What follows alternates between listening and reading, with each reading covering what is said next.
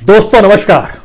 दोस्तों आज उन लोगों की बात होगी जिन्होंने तालियां बजाई, जिन्होंने थाली बजाई, जो बालकोनी में खड़े होकर दिए जला रहे थे। क्योंकि भारत की अर्थव्यवस्था की जो तस्वीर आज रिजर्व बैंक ने रखी है वो शायद 20वीं सदी में आए सबसे बड़े आर्थिक संकट से ज्यादा बड़ी तस्वीर मौजूदा वक्त में दुनिया के सामने अगर उभर रही है तो भारत भी उससे अछूता नहीं है। यह बहुत साफ तौर पर कहा गया।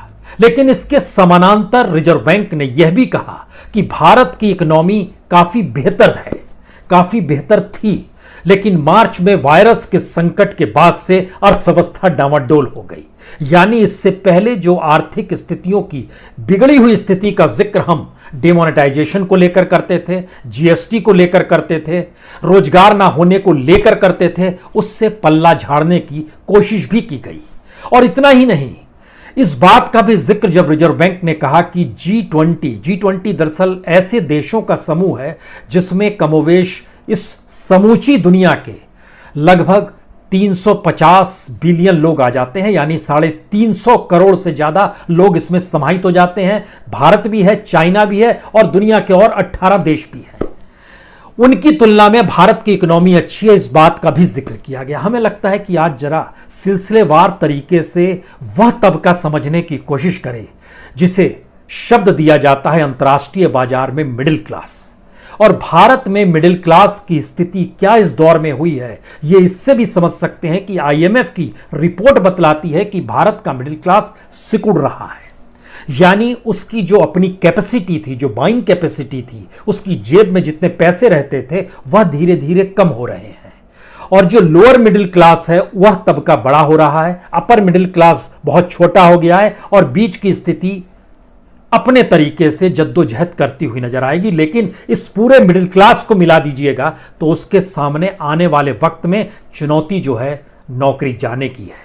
उसके सामने सबसे बड़ी चुनौती जो है वह बचत का पैसा खर्च होने के बाद नौकरी नहीं मिलने की है। जो ईएमआई चुकाना है उसको किस रूप में चुकाया जाए या कितने दिन की राहत सरकार देती रहेगी यह भी देखना होगा, क्योंकि सरकार ने मिडिल क्लास की तरफ से हमेशा आंखें मूंदी है और मिडिल क्लास के सामने सबसे बड़ी त्रासदी इस वक्त आने वाली है।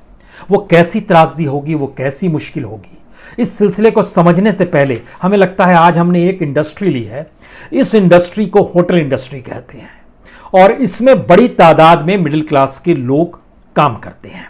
होटल इंडस्ट्री में सीधे तौर पर जुड़े हुए जो सिर्फ भारत के लोग नौकरी करते हैं उनकी तादाद है 73 लाख, 73 लाख। लेकिन इनडायरेक्ट वे में जो उनके साथ जुड़कर लोग काम करते हैं, जो चाहे खानसामा हो जो कि कॉन्ट्रैक्ट पे हो, या वहां पर परोसने वाला हो, या जो भी अलग अलग काम होते हैं, वो छोटे होटल से लेकर बड़े होटल तक में इसकी तादाद अलग से तकरीबन 1.5 करोड़ है।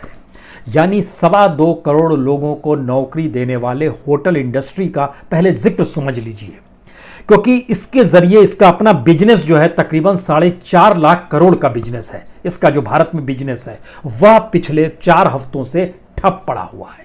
वहां कोई काम नहीं, अंतर्राष्ट्रीय तौर पर हो रहा है। ऐसा नहीं है कि सिर्फ भारत में नहीं है, लेकिन आज जिक्र हम सिर्फ भारत के उस मिडिल क्लास सोसाइटी का करना चाह रहे हैं जिसने ताली थाली बजाई है, दिया जलाया है।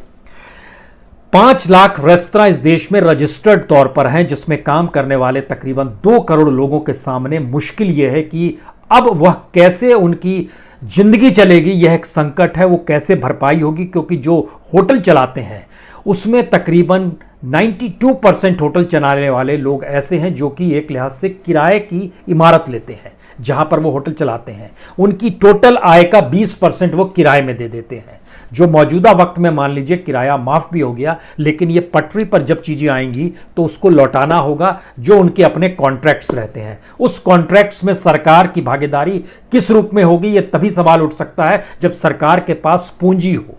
रिजर्व बैंक के पास इस देश में पूंजी हो, नहीं है पूंजी।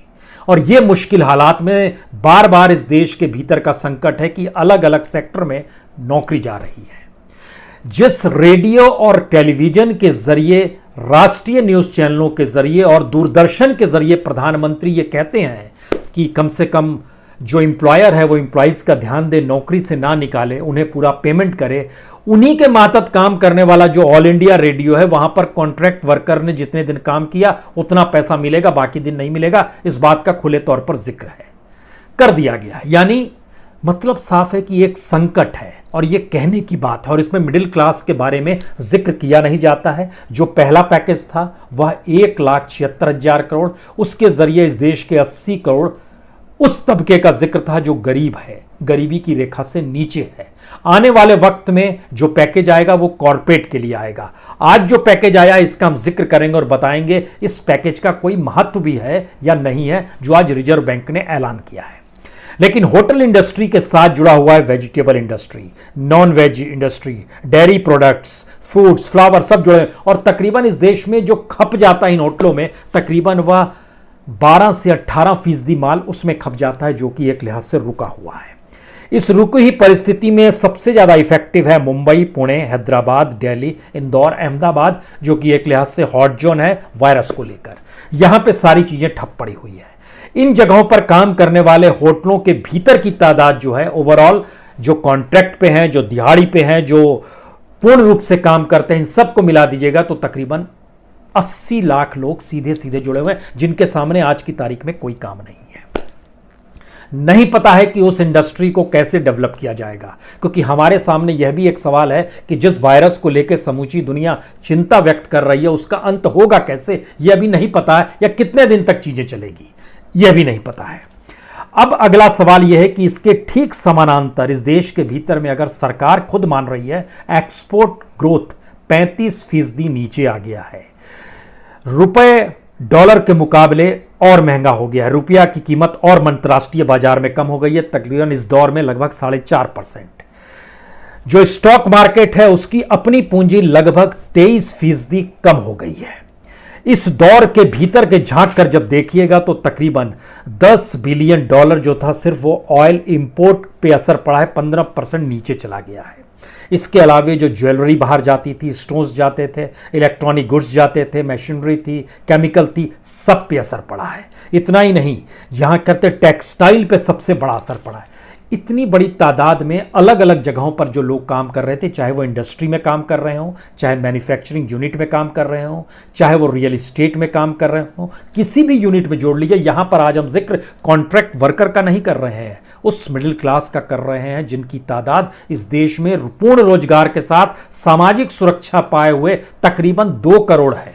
और मिडिल क्लास में से इस 2 करोड़ के अलावे तकरीबन 1,20,00,000 लोग ग्रामीण इलाकों में रहते हैं, जो इस मिडिल क्लास के दायरे में आते हैं। इन सब के सामने संकट आ रहा है, और इस दायरे में जरा समझने की कोशिश कीजिए कि सरकार ने आज क्या कहा, रिजर्व बैंक ने क्या कहा। रिजर्व बैंक ने कहा कि हम लगभग 50,000 करोड़ का एक पैकेज दे रहे हैं। उन्होंने कहा नाबार्ड को देंगे 25,000 करोड़, सिडबी को देंगे 15,000 करोड़, एनएचबी को देंगे 10,000 करोड़। समझने की कोशिश कीजिए, नाबार्ड की स्थिति यह है इस देश में। नाबार्ड का मतलब होता है राष्ट्रीय कृषि एवं ग्रामीण विकास बैंक। इसके मातहत 1 साल के भीतर में जितने किसानों से यह संपर्क बनाता है या जितनी योजनाओं से संपर्क बनाता है, अगर हर योजना को और हर किसान के हिस्से में अगर 2-2 हजार रुपए आ जाएं, तो मान लीजिए ये 25,000 करोड़ रुपए खप जाएंगे। ये स्थिति है, क्योंकि जो रिपोर्ट्स आती है नाबार्ड की सालाना रिपोर्ट, आपको मौका मिले तो आप जाकर देखिए उन सरकार की साइट पे, और आप समझ जाएंगे कि कितनी बड़ी तादाद में सरकार नाबार्ड के जरिए इस देश में काम करती है, और उस काम को करने के दौरान सरकार कितना पैसा देती रही है। जितनी योजनाओं को सरकार इंप्लीमेंट कराती रही है, अगर इस देश में आज़ादी के बाद से एवरेज निकाला जाए, और ये तो 80 के दशक में नाबार्ड बना है, उसके बाद की परिस्थितियों को भी देखें तो कमोवेश जितनी योजनाएं हैं, हर योजना को लेकर 2 से 2.5 हजार के भीतर ही देने में यह नाबार्ड के 25,000 करोड़ रुपए खप जाएंगे। इससे कौन सी योजना का भला होगा, किस रूप में होगा?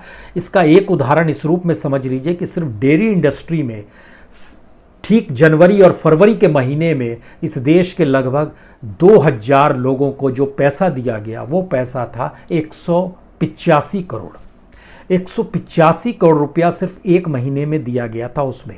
अब पूरे साल के हिस्से में सिर्फ ये डेयरी प्रोडक्ट को लेकर जिक्र हम कर रहे हैं। इस तरीके से अगर हर योजना को जिक्र आप करने लगेंगे तो एक उलझन ये आ जाएगी कि अच्छा, ऐसी स्थिति में इस 25,000 करोड़ का मतलब क्या है। ठीक इसी तरीके से जो स्मॉल इंडस्ट्री डेवलपमेंट बैंक यानी सिडबी है, जिसको 15,000 करोड़ रुपए दिए गए हैं, इसके भीतर एमएसएमई भी आता है। एमएसएमई का बड़ा साफ मतलब है कि जो मंझोले और छोटी इंडस्ट्री होती है उसको इस दायरे में रखा जाता है।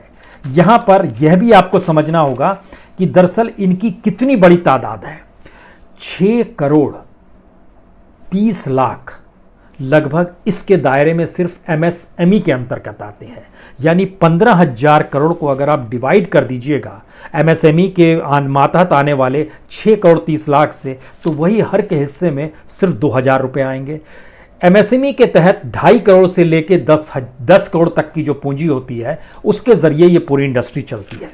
लेकिन वहां का संकट नया ये है कि आप उसको डेवलप कैसे कर पाएंगे यह कोई नहीं जानता है। इसका दूसरा संकट यह है कि जो एनएचबी है, नेशनल हाउसिंग बैंक है, इसको 10,000 करोड़ रुपए दिए गए। इसके मातहत जितने प्रोग्राम्स हैं, बहुत सोचने की जरूरत नहीं है। इन तीनों क्षेत्र को लेकर सरकार कितनी योजनाओं में कितना पैसा दे सकती है और कितनी देती आई है, और इससे पहले की सरकारों ने कितना दिया है, उसको जब आप एक बेसलाइन खींचते हैं तो आपको जान के हैरत होगी कि हर के हिस्से में 1,000 से 2,000 रुपए के अलावे किसी के हाथ में कुछ नहीं आएगा। अगर इस देश में समाजवाद मान लिया जाए कि ये लोग समाजवादी तरीके से सबको पैसा देंगे, क्योंकि संकट तो सब पर आया है, तो उनके दायरे में वह चीजें आती ही नहीं है।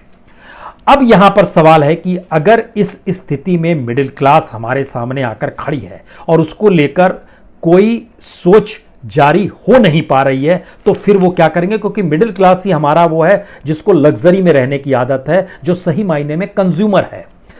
जो गरीब है, जो कॉन्ट्रैक्ट मजदूर है, जो दिहाड़ी मजदूरी करता है, उसको तो कोई लग्जरी नहीं चाहिए, वो तो गांव में रह लेगा। और सरकार उनके लिए जो अनाज की, और देश में अनाज की कमी नहीं है, एफसीआई के गोडाउन में 60 मिलियन टन पड़ा हुआ है। इस बार भी अच्छी खेती होगी, मानसून भी ठीक ठाक आ रहा है, पेट भर जाएगा। लेकिन वो मिडिल क्लास खेत में जाकर काम करने की स्थिति में नहीं है, मजदूरी करने की स्थिति में नहीं है, सब्जी बेचने की स्थिति में नहीं है, किराना दुकान खोलने की स्थिति में नहीं है। उस मिडिल क्लास में जो रोजगार करने वाले लोग थे, उनके जरिए चीजें कैसे चलेगी? क्योंकि इंडस्ट्री से निकलने वाला प्रोडक्ट को खरीदने वाला व्यक्ति जो था उसी मिडिल क्लास का था, जिस मिडिल क्लास के सामने संकट आने वाला है कि उसके पास पैसा कहां बचेगा। और जो पैसा बचा हुआ है, और खुद इस बात को कहा जा रहा है कि लंबे समय की बचत खत्म हो सकती है, ये इंडिकेशंस अलग अलग एजेंसीज का है, तो वो क्या करेगा? उसके सामने संकट क्या? रिजर्व बैंक इन बातों को समझ रहा है या नहीं समझ रहा है? हमको लगता है इसका सबसे बढ़िया एनालिसिस इस सरकार को लेके इसी बात से किया जा सकता है कि आज सरकार ने कहा G20 में जितने भी देश हैं उनकी तुलना में हमारी स्थिति अच्छी है। G20 का मतलब जान लीजिए, इसमें जो 20 देश आते हैं उसमें Argentina, Australia, Brazil, Canada, Germany, France, Indonesia, Italy, Japan, Mexico, Russia, Saudi Arabia, South Africa, South Korea, Turkey, United States यानी अमेरिका और ब्रिटेन, और उसके अलावे चाइना और इंडिया है, और इसके अलावे एक यूरोपियन यूनियन है। ये G20 बनता है। ये पूरे दुनिया को अगर इसमें मिला दीजिएगा तो तकरीबन 436 करोड़ लोग इसमें समा जाते हैं। एक लिहाज से एक दुनिया ही है ये। लेकिन जरा यह समझने की कोशिश कीजिए कि अगर चाइना और इंडिया को उसमें से निकाल दीजिए, भारत की पॉपुलेशन 138 करोड़, चाइना की पॉपुलेशन 143 करोड़, और बाकी पूरे 18 कंट्रीज विद यूरोपियन यूनियन की जनसंख्या जो है वह तकरीबन 155 करोड़ है। तो इसका मतलब है कि G20 में हमारी हैसियत जो है जनसंख्या के लिहाज से बहुत ज्यादा है। अब इसके भीतर घुसिए कि इकोनॉमी क्या कहती है, जिस G20 का जिक्र किया जा रहा है। इस G20 में भारत की पर कैपिटा इनकम सबसे कम है। आपको यह जानना चाहिए। सरकार के आंकड़ों का जिक्र आज हम इससे हटकर इसलिए कर रहे हैं, आज हम IMF का आंकड़ा बता रहे हैं, क्योंकि सरकार ने अपने आंकड़ों के लिए आज IMF की रीडिंग को बताना शुरू किया है कि हमारी GDP कैसे बढ़ जाएगी। IMF कहता है कि 2020 में मार्च के महीने में भारत में पर कैपिटा इनकम जो है सालाना जो 2020 की है वह $9,027 है। आप कहेंगे $9,027 का मतलब क्या हुआ? $9,027 का मतलब हुआ 6,90,204 रुपए। ये सालाना आय प्रति व्यक्ति आय है। इसको जब आप महीने में कन्वर्ट करते हैं तो एक महीने में आय हुई 57,570 और प्रतिदिन में कन्वर्ट करते हैं तो प्रतिदिन की आय हुई 1,917 रुपए। और इस देश के 80 करोड़ लोगों की आय जो है वह तकरीबन 20 रुपए पर ही आकर टिकती है, 20 से 30 रुपए प्रतिदिन पर आती है और यहां प्रतिदिन 1,917 रुपए। इसका मतलब जो बात हम लोग बार बार कहते हैं कि इस देश के सिर्फ 1% लोगों के पास इस देश का 67% संसाधन और पूंजी है, यही असमानता है। यहां पर एक इंडिकेशन दिमाग में रखिएगा, वायरस के संकट के बाद के भारत की स्थिति में जीडीपी जो बतलाया गया है कि 7.4% होगा, आरबीआई ने जो कहा है, सच ये है कि उसके बाद भारत में गरीबी बढ़ने वाली है, भारत में भूखमरी बढ़ने वाली है, भारत में बेरोजगारी बढ़ने वाली है, भारत में असमानता बढ़ने वाली है। यह स्थिति डेवलप होगी, यह दिमाग में रखिए। क्योंकि जब हम G20 का जिक्र कर रहे हैं तो G20 में अगर भारत में प्रति व्यक्ति प्रति महीने आय 57,517 है तो भारत से ज्यादा सिर्फ साउथ अफ्रीका है जो 1 लाख से कम में आता है, 88,900। यानी साउथ अफ्रीका की भी प्रति व्यक्ति प्रति महीने आय 88,980 है, हमारी 57,000 है। ब्राजील का जिक्र भारत को लेकर बार बार होता है तो ब्राजील की भी प्रति महीने प्रति व्यक्ति आय 1,08,420 रुपए है, जो कि IMF कह रहा है। और भारत जो अपने बता रहा है 5 ट्रिलियन की रफ्तार, उसमें IMF का डाटा यह कहता है कि 2024 ही लीजिए, अगला इलेक्शन 2024 में होना है और बीच में रुकावट के लिए 2022 भी ले लीजिए जब यूपी का इलेक्शन होना है।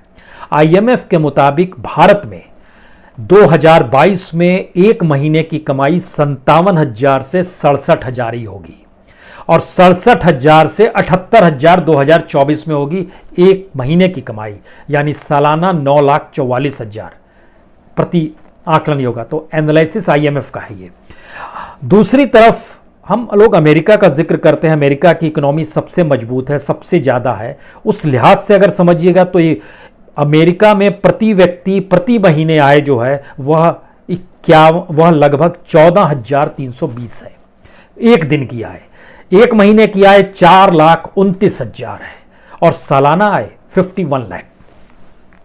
तो हम दुनिया के G20 के देशों में किसी भी देश के समकक्ष नहीं है। सभी देश कमोवेश हर महीने जो प्रति व्यक्ति आय है वह 1 लाख से लेकर 25 लाख तक एवरेज है और हम लोग सिर्फ 57,000 पे। पहले तो ये समझ लीजिए, इसी के बीच में मिडिल क्लास का सच छुपा हुआ है। भारत में तकरीबन 28% माना गया मिडिल क्लास है।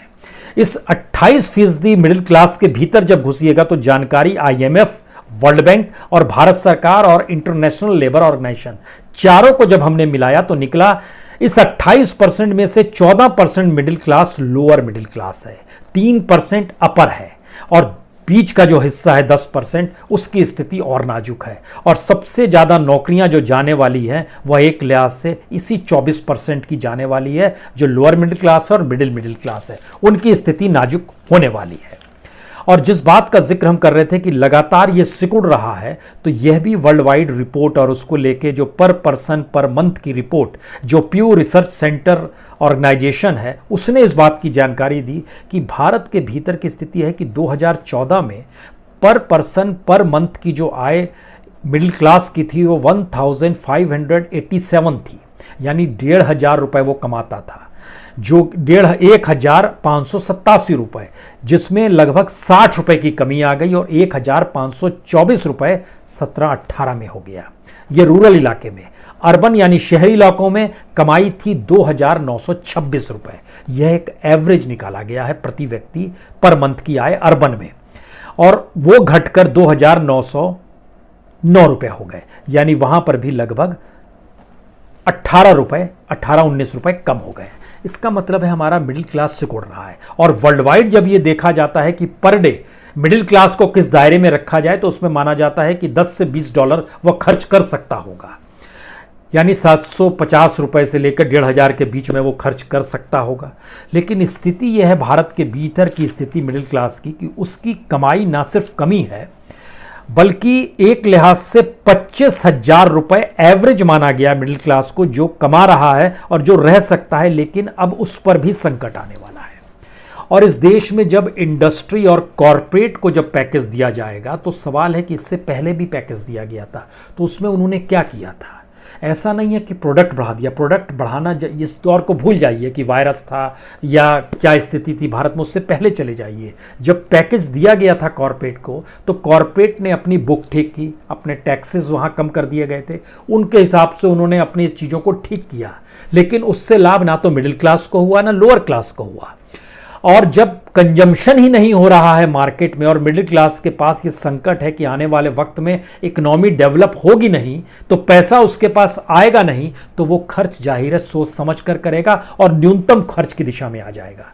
लेकिन एक संकट इसके पैरेलल में आ रही है कि लोगों की नौकरी छूट जाएगी, जिस बात का हम जिक्र कर रहे हैं, जो हमने होटल मैनेजमेंट का जिक्र किया कि होटल सेक्टर में कितनी बड़ी स्थिति है।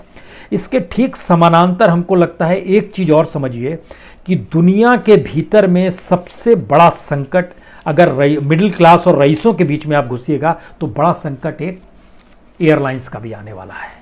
डॉक्यूमेंट बताते हैं कि पूरी दुनिया को जो नुकसान होने वाला है इंटरनेशनल एयरलाइंस के जरिए, जो जानकारी आ रही है, $314 बिलियन का नुकसान होने वाला है और पूरी दुनिया इससे चिंतित है। ऐसा नहीं है, लेकिन कमोवेश जो भी देश हैं उन्होंने अपने लिहाज से राहत दी है। भारत सरकार ने राहत नहीं दी है। इसका मतलब है जो ग्राउंड वर्क करते हैं एयरपोर्ट पे, जो मिडिल तौर पे जो काम करते हैं, जो बड़ी तादाद में काम करने वाले लोगों की संख्या होती है, जिसको हम लोग एजेंट्स कहते हैं, जो टिकट बेचते हैं। यह भी आपको जानना चाहिए कि भारत में ट्रैवल एजेंट्स की तादाद लगभग 50,000 है, यानी 50,000 परिवार चलते हैं सिर्फ ट्रैवल एजेंट के तौर पर। स्थिति क्या है? अगर 314 बिलियन का नुकसान सह चुका है, अमेरिका ने किया है कि जो $25 बिलियन जो है उसने वेजेस और बेनिफिट्स 6 महीने के लिए उसने दान किया है उन लोगों के लिए। लगभग 4 बिलियन कार्गो कैरियर्स को दिया है। जो 3 बिलियन है वो ग्राउंड हैंडलर्स और कैटरिंग की कंपनियां, उनको रियायत दी गई है। जो 25 बिलियन है जो पैसेंजर्स कैरियर को उठा रहे थे और जो एजेंट्स टिकट ले रहे थे, जो लोन मिल रहा था वह लोन चुका पाएं, उसके जरिए उनको दे दिया गया। क्योंकि भारत की भी स्थिति देखिएगा तो इस दौर में लगभग 300 करोड़ रुपए के टिकट काटे गए थे। एजेंट्स ने वो पैसा दिया, एजेंट के पास आज पैसा नहीं है। जो कंपनियां हैं अलग अलग भारत के भीतर में जो हवाई जहाज चलाती हैं, वो पैसा लौटाएंगी कब, एक पूरा प्रोसेस है। तो दुनिया के अलग अलग देशों में अमेरिका ने इस रूप में कॉमर्शियल एयरपोर्ट को भी $10 बिलियन का एक पैकेज दिया। यूरोपियन यूनियन ने 650 मिलियन सिर्फ फिन एयर को दे दिया है, जो उसकी अपनी है। 540 बिलियन नॉर्वे की एयरलाइंस को दिया है। 1,500 मिलियन स्वीडिश कैरियर को दिया है। एयर फ्रांस, केलएम, लुफ्थांसा को भी दिया गया, अलग अलग तरीके से मदद की गई है। यूएई में आइएगा तो वहां पर भी अपने तरीके से एमिरेट्स एयरलाइंस है, उसको मदद की गई है। सिंगापुर ने अपने तौर पर किया तकरीबन 500 मिलियन। ऑस्ट्रेलिया ने किया है तकरीबन 430 मिलियन, उसने वहां पर रिफंड्स वापस करवा दिए हैं। और 180 मिलियन जो है उसने जो रीजनल सर्विसेज थे उसके लिए मदद की है। न्यूजीलैंड ने 330 मिलियन की मदद की है। ब्राजील जैसे देश ने 6 महीने तक में जो एयर नेविगेशन चार्ज था और रेवेन्यू शेयर था, सबको खत्म कर दिया, माफ कर दिया। हर देश ने किया है, भारत के सामने नहीं होगा। यानी ध्यान दीजिए, तो वह तबका जो मिडिल क्लास का है, जो अलग अलग क्षेत्रों में काम कर रहा है, उसके सामने एक बड़ा संकट है। अब वो क्या करेगा? और इसी middle class, upper middle class या फिर रईस क्लास में से जो बच्चे हायर एजुकेशन के लिए बाहर चले जाते हैं, अब उनके सामने एक बड़ा संकट आ रहा है कि रोजगार कैसे डेवलप होगा। क्योंकि अमेरिका में जो पिछले 4 हफ्ते का डाटा आया है, जिन्होंने अप्लाई किया अनएम्प्लॉयमेंट बेनिफिट, जिसको हम लोग भत्ता कहते हैं, अमेरिका में है बेरोजगार है तो पैसा भी मिल जाता है। दुनिया के यूरोपियन यूनियन में जाइएगा वहां भी मिल जाता है। तो G20 से भारत की तुलना नहीं करनी चाहिए। G20 में शामिल लगभग 17 कंट्रीज ऐसी हैं जहां पर महंगाई भत्ता मिलता है। भारत में ये नहीं मिल पाता है। और जो हम लोग बार बार जिस चीन का जिक्र करते हैं, हमको लगता है उस चीन के बारे में आप लोग को हम जानकारी नहीं दे पाए। उस चीन के बारे में भी जरा ये समझना चाहिए कि चीन की स्थिति भी भारत की तुलना में इतनी ज़्यादा है कि भारत में प्रति व्यक्ति आय प्रति महीने की 57,000 है, तो चाइना में 1,33,000 है। पर तो चाइना की इकोनॉमी से तुलना नहीं की जाइए। लेकिन अमेरिका का जिक्र हम इसलिए कर रहे हैं क्योंकि अमेरिका में बड़ी तादाद में भारतीय काम करते हैं और दुनिया भर के माइग्रेंट्स पढ़े लिखे इंटेलेक्चुअल दिमाग जो है वहाँ पर चला जाता है। वहाँ पर इंडस्ट्रियल प्रोडक्शन लगभग 5.5% नीचे आ गया, मैन्युफैक्चरिंग प्रोडक्शन 7.6% नीचे आ गया, ऑटोमोबाइल मोटर व्हीकल पार्ट से जुड़ा हुआ लगभग 28% नीचे आ गया। अनएम्प्लॉयमेंट जिसका हम जिक्र कर रहे हैं 4 वीक में, पहला वीक जो कि शुरू होता है मार्च के शुरुआत से, वहाँ पर 3.7 बिलियन पहले दौर में, उसके बाद 6.1 बिलियन सेकेंड वीक में, थर्ड वीक में 6.9 बिलियन और फोर्थ वीक जो कि 11 अप्रैल को ख़त्म हुआ है उसका डाटा आया है 5.2 मिलियन। यानी सब मिला दीजिएगा तो लगभग 2 करोड़ 10 लाख लोग वहाँ पर बेरोजगार हुए हैं और वो अप्लाई करते हैं महंगाई भत्ता के लिए और वो डाटा पहुँचता है वहाँ के बैंक में जो Federal Reserve Bank of Saint Louis है। उसने जब यह डाटा दिया तो उसने बोला कि 1933 में भी ऐसी स्थिति नहीं थी, वहाँ भी 24% की बेरोजगारी थी, अभी तो हम लोग 33% पे आ गए हैं। यानी दुनिया भर में जहां जिक्र होता है वहां पर एक राहत दी जाती है। भारत में रिजर्व बैंक ने जिक्र किया लेकिन क्या दिया ये हमने आपके सामने बता दिया। और इतना ही नहीं, सोचिए जरा, रेपो रेट का जिक्र किया कि हमने 0.25% कम कर दिया। रेपो रेट क्या होता है? जो बैंक पैसा रिजर्व बैंक में देते हैं और रिजर्व बैंक जो इंटरेस्ट देता है बैंकों को वह 4% था, उसको 3.75 कर दिया। रिजर्व बैंक कहता है हमने इसलिए कम कर दिया कि लोग लोन लें, कम सस्ते में लोन देगा और लोन देने के बाद लोग गाड़ी खरीदेंगे, मकान खरीदेंगे। इम्पॉसिबल चीज है। एक ऐसे क्राइसिस के वक्त में लोग गाड़ी खरीदेगा, फ्रिज खरीदेगा, एसी खरीदेगा या फिर घर में इम्पॉसिबल सी चीज है ये सोच ही कहीं अलग जा रही है और ये सोच उस मिडिल क्लास को एक ऐसे बंद कुएं की तरफ ढकेल रही है जहां पे आने वाले वक्त में उसके सामने बड़ी त्रासदी है, उसको घर में दिया जलाने की स्थिति ना आ जाए। अभी तो उसने बालकोनी में खड़े होकर दिया जलाया, आने वाले वक्त में ऐसा ना हो कि बिजली बिल देने का पैसा ना रहे। क्योंकि दुनिया भर के भीतर में जब आप जाइएगा तो इस बात का भी जिक्र होता है कि आखिर वो कौन सी स्थिति है जिसमें दुनिया के कई देश पटरी पर आ जाएंगे, भारत क्यों नहीं आ पाएगा? भारत इसलिए नहीं आ पाएगा, भारत में सप्लाई चेन नहीं है, भारत में करप्शन बहुत ज़्यादा है। ऐसा नहीं है कि भारत में इस परिस्थिति से निकलने के बाद लोग सुधर जाएंगे, और करप्शन हो जाएगा और सत्ता लोलुपता बढ़ जाएगी और पैसा चाहिए, इस दिशा में लोग काम करेंगे और मारक तत्व हो जाएगा और पैसा किस रूप में कमाना है। क्योंकि एक एनालिसिस सामने आया कि दुनिया के वो कौन से 5 देश हैं जो अपनी इकोनॉमी को पटरी पर ले आएंगे। उन 5 देशों में पहला नाम डेनमार्क का क्यों आया? इसलिए आया क्योंकि वहां पर सप्लाई चेन अच्छी है, वहां पर करप्शन नहीं है और उसने अपने लिहाज से बेस्ट पैकेज दिया। आप कल्पना कर रहे हैं, डेनमार्क ने अपने यहां काम करने वाले दिहाड़ी और कॉन्ट्रैक्ट लेबर्स में से 90% को रोज पैसा बांटा है और जो नौकरी पेशा में है उसमें 75% को पैसा मिला है। सिंगापुर सेकंड है, उसकी तो इकोनॉमी भी मजबूत है, उसका बुनियादी ढांचा मौजूद है, लेकिन वह भी करप्शन फ्री है, कोई पॉलिटिकल हैजल नहीं है और वहां पर वर्कफोर्स को एक लिहाज से हर सुविधा दी जाती है, बड़ा ही नियम कायदे में चलने वाला है। अमेरिका की इकोनॉमी भी पटरी पर आ जाएगी, उसकी वजह है सप्लाई चेन अच्छी है वहां पर बिजनेस में कोई जोखिम नहीं उठाता है और बिजनेस में कोई जोखिम नहीं है और सरकार संरक्षण देती है अपने यहां जो बिजनेस पर्सन है अमेरिका के भीतर में। और लगभग $2 लाख का पैकेज भी दिया गया है, 2 लाख करोड़ का पैकेज दिया गया है। रवांडा जैसा देश सोचिए, जहां पर हेल्थ सर्विस ठीक है, मेडिकल सप्लाई ठीक हो रही है, उसने अपने बॉर्डर पे ही बांध दिया था कि थर्मामीटर से जांच होगी, संपूर्ण लॉकडाउन पूरी तरीके से कर दिया और घर घर मुफ्त खाना पहुंचाया। फिर न्यूजीलैंड एक ऐसा देश है जहां पे एक लिहाज से कॉर्पोरेट गवर्नेंस चलती है, जहां पर सप्लाई चेन, इसका मतलब है भारत में 3-4 चीजें हैं ही नहीं। सप्लाई चेन नहीं है पहुंच पाने की स्थिति में, दूसरी स्थिति करप्शन कंटिन्यू बरकरार रहेगा, तीसरी स्थिति यहां पर पॉलिटिकल हेजल्स हैं जो अपनी पॉलिटिकल सत्ता को बरकरार रखने की सोच के तहत, जिसके लिहाज से कहा जा रहा है कि हमारी इकोनॉमी तो इस मार्च से ही डगमगाई है, जबकि इससे पहले इकोनॉमी ध्वस्त हो चुकी थी, तभी तो आप उससे पहले पैकेज दे रहे थे। लेकिन आज रिजर्व बैंक ने इस बात का जिक्र किया। ये सारे मैसेज बतलाते हैं कि आने वाले वक्त में जो मिडिल क्लास की तादाद भारत के भीतर में अंतर्राष्ट्रीय मापदंड के मुताबिक लगभग 3% है।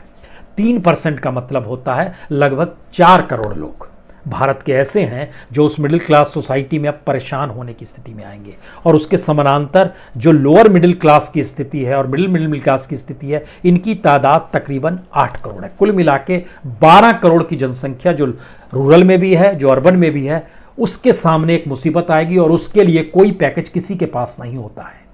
किसी सरकार के पास मिडिल क्लास के लिए सिवाय टैक्स का जिक्र करने के अलावा कुछ नहीं होता है, या बैंक में जमा इंटरेस्ट को लेकर। ये दोनों स्थितियां मौजूदा वक्त में खत्म हो गई हैं। इस स्थिति में जरा समझने की कोशिश कीजिए कि ताली कब बजेगी, थाली कब बजेगी, बालकोनी में दिया क्यों बजेगा। क्योंकि बालकोनी वाली ये सरकार कह सकते हैं, लेकिन बालकोनी में खड़े लोगों के लिए यह सरकार नहीं है, यह भी कह सकते हैं, क्योंकि वो विजन नहीं है। बहुत बहुत शुक्रिया, बहुत बहुत शुक्रिया।